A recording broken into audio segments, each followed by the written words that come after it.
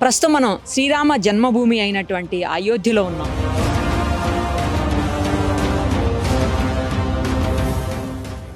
నిజానికి అయోధ్యకి రావడం అంటే అంత ఈజీ థింగ్ కాదు. కానీ కేవలం సుమన్ టీవీ ప్రేక్షకుల కోసం రామమందిర నిర్మాణాన్ని మీకు చూపించాలి అన్న ఉద్దేశంతో ఇంత దూరం సుమన్ టీవీ వచ్చింది.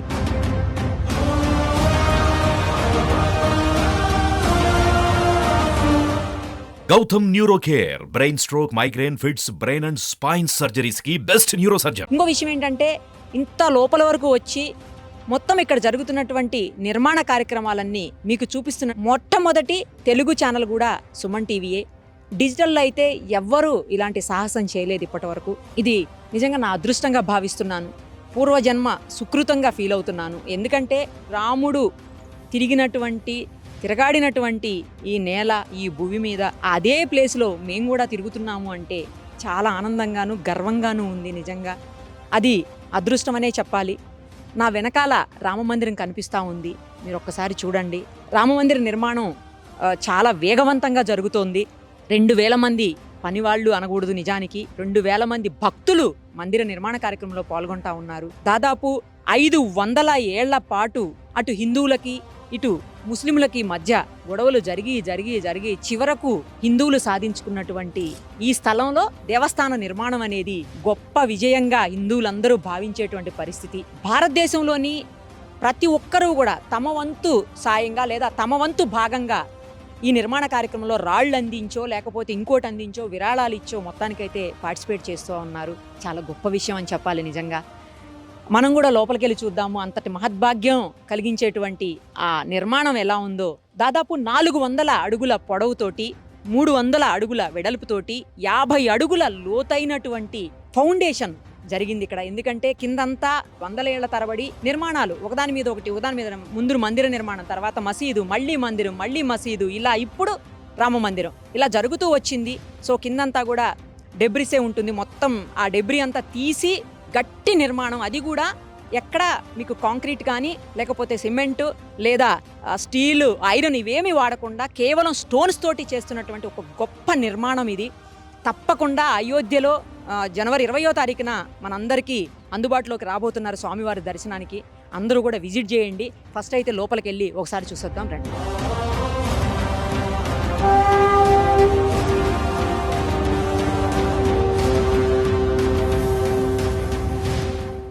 ప్రస్తుతం మనతో పాటు ఉన్నారు central VHP joint secretary Koteswara Sharma garu. ఆయనతో మాట్లాడదాం ఒక్కసారి. రామమందిర నిర్మాణంలో ఆయనది కూడా ప్రధాన పాత్ర ఉంది. నిర్మాణానికి సంబంధించి అలాగే మందిరానికి సంబంధించి స్పెషాలిటీస్ అన్నీ కూడా ఆయన అడిగి తెలుసుకుందాం. సార్ నమస్తే అండి. నమస్తే. మా అదృష్టం ఇవాళ స్వామివారి ఈ సన్నిధిలో మేము ఉన్నాము. ఆయన తిరిగాడిన నేలలో మేము కూడా నడుస్తున్నాము అంటే మేము ఎన్నో జన్మల పుణ్యం చేసుకున్నట్టు నేను భావిస్తున్నాను సార్. మీరైతే ఇంకా అదృష్టవంతులు. తెలుగువారిగా ఇక్కడే గత కొన్నేళ్లుగా ఉంటూ స్వామివారికి సంబంధించినటువంటి ఈ అన్ని కార్యక్రమాల్లో మీరు మీ వంతు పాత్ర పోషిస్తున్నారు. ఈ నిర్మాణం చూస్తుంటే అసలు ఇట్లా గూస్ బంప్స్ వస్తున్నాయి సార్. కింద 50 అడుగుల లోతు వరకు కూడా పునాదులు వేసి మరీ కన్స్ట్రక్షన్ స్టార్ట్ చేశారని, భావి తరాల్లో ఎప్పటికీ ఇది నిలిచిపోయేలాగా గొప్ప నిర్మాణాన్ని మన ప్రభుత్వం తీసుకుందని చెప్పడానికి గర్వపడాల్సిన పరిస్థితి ఉంది సార్. నిజంగా ఒక్కసారి వివరాలు చెప్పరా సార్ ప్లీజ్ మా కోసం. దేవాలయ విముక్తి కోసం అని చెప్పిన 500 సంవత్సరాల పోరాటం జరిగింది సార్. సుమారుగా 495-96 సంవత్సరాల పోరాటంలో చివరికి విజయాన్ని హిందూ సమాజం సాధించింది. 1984 సంవత్సరంలో విశ్వ హిందూ పరిషత్కి దేశంలోని ధర్మాచార్యులు అందరూ కలిసి శ్రీరామ జన్మభూమి విముక్తికి సంబంధించిన పోరాటాన్ని ఇప్పటి వరకు ఉత్తరప్రదేశ్ ప్రజలు, అయోధ్య సాధు సన్యాసులు నిర్వహిస్తూ వచ్చారు. ఇక నుంచి మీరు నిర్వహించవలసింది అనేటువంటి బాధ్యతను అప్పగించినటువంటి ధర్మిల. దీనికి సంబంధించి 1984లో ఢిల్లీలో విజ్ఞాన మందిరంలో ధర్మాచార్య సమ్మేళనంలో ఈ బాధ్యతను విశ్వ హిందూ పరిషత్కి అప్పగించారు. ఆ రోజు నుంచి విశ్వ హిందూ పరిషత్ యొక్క ఆధ్వర్యంలో ఈ ఉద్యమం అనేటువంటిది విశ్వవ్యాప్తమై చివరికి దాదాపుగా 84 సంవత్సరం నుంచి 2019 సంవత్సరం వరకు ఈ పోరాటాన్ని విశ్వవ్యాప్తం చేయడము, తద్వారా విజయాన్ని సాధించడము, రకరకాలైనటువంటి అడ్డంకులు వీటన్నిటిని ఎదుర్కొంటూ చివరికి సుప్రీంకోర్టు యొక్క నిర్ణయం ద్వారా మందిర నిర్మాణం కోసం చెప్పని మార్గం సుగమం అవడము, మొదటి నుంచి విశ్వ హిందూ పరిషత్ ఆధ్వర్యంలో ప్రకటించినటువంటి మందిర నమూనాలోనే ఈ మందిరాన్ని నిర్మాణం చేయాలనేటువంటి నిర్ణయం చేయడం, అట్లాగే మొదటి నుంచి కూడా ఇది చిరకాలము నిలిచి ఉండవలసినటువంటి శాశ్వతమైనటువంటి కట్టడంగా ఉండాలనేటువంటి ఉద్దేశంతో సిమెంట్ కానీ ఇనుము కానీ ఉపయోగించకుండా దేవాలయం స్టోన్ స్ట్రక్చర్గా నిర్మాణం చేయాలనే నిర్ణయం మేరకు ఆ రకంగా సిమెంట్ని ఉపయోగించడం జరగలేదు.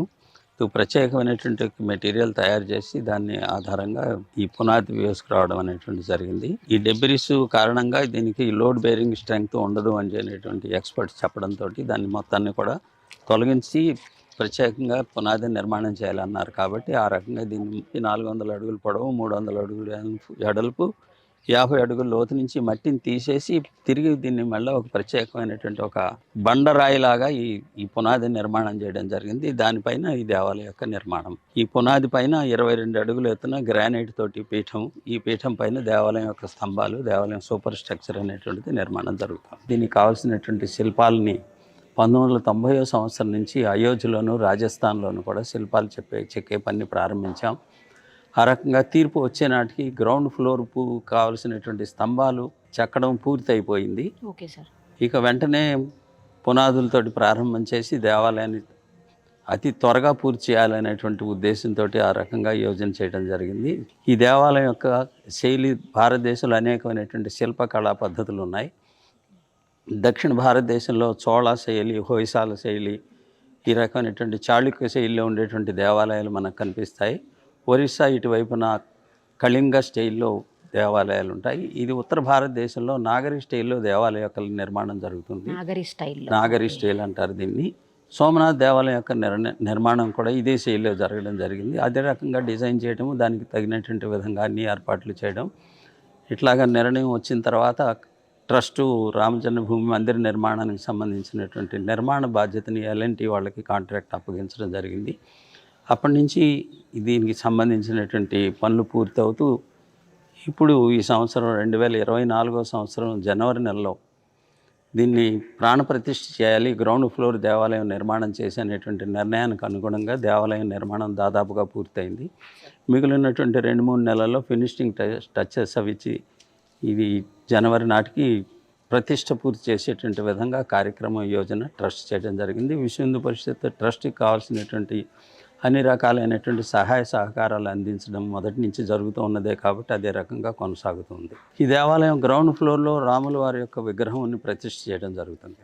1949 సంవత్సరము డిసెంబర్ 22వ తేదీ అర్ధరాత్రి ఖాళీగా ఉన్నటువంటి రామ జన్మభూమిలో మందిరం యొక్క మధ్య భాగంలో గర్భగృహంలో రామ, లక్ష్మణ, భరత, శత్రుఘ్నులు నలుగురు అన్నదమ్ముల యొక్క బాలరాముల రూపంలో విగ్రహాలు వెలిసినాయి.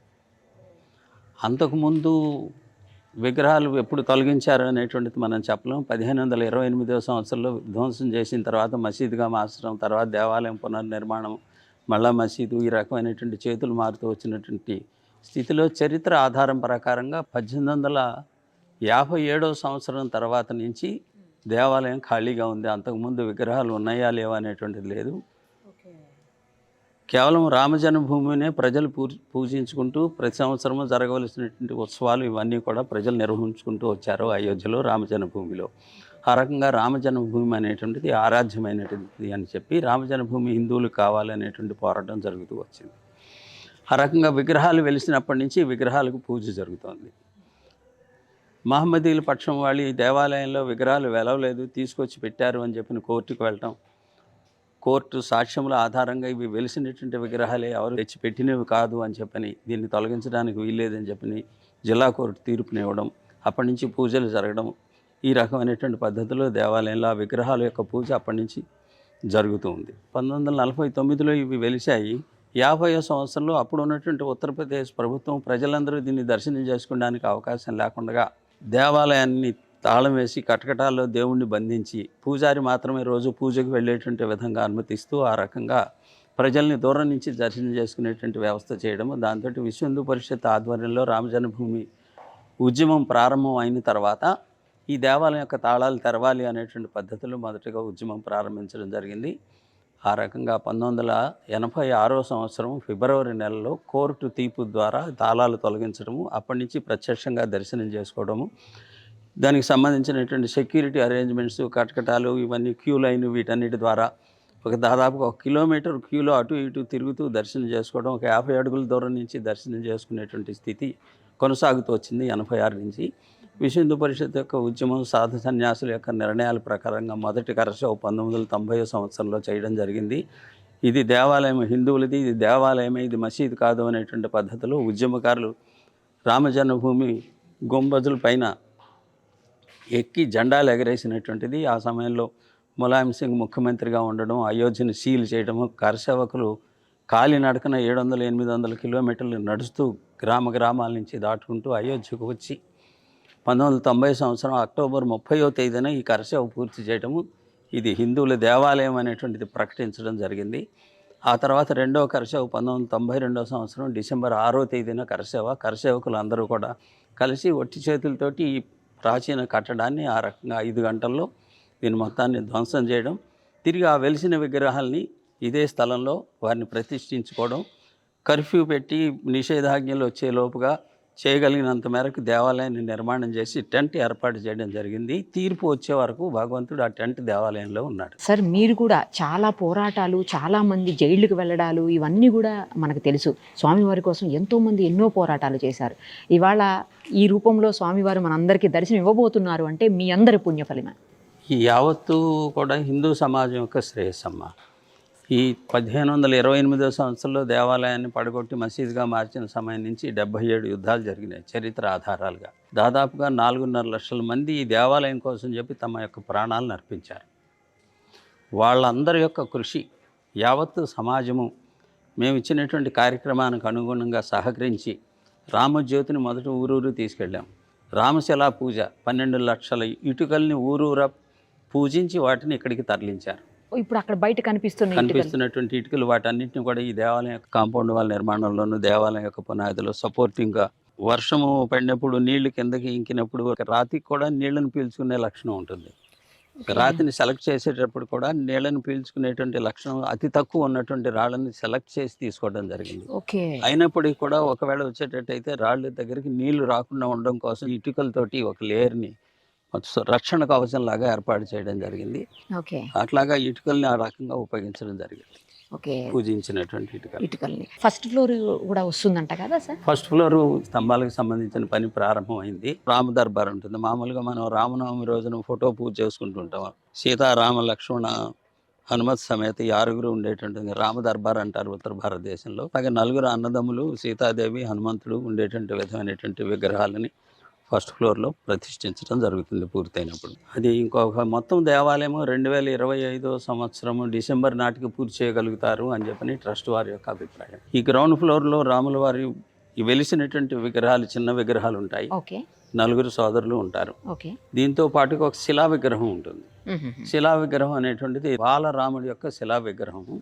5 సంవత్సరాల యొక్క రాముడి యొక్క ఫీచర్స్ రామాయణంలో ఉన్నటువంటి వర్ణన అనుగుణంగా శిలా విగ్రహాన్ని తయారు చేసి దాన్ని ప్రతిష్ఠించడం జరుగుతుంది.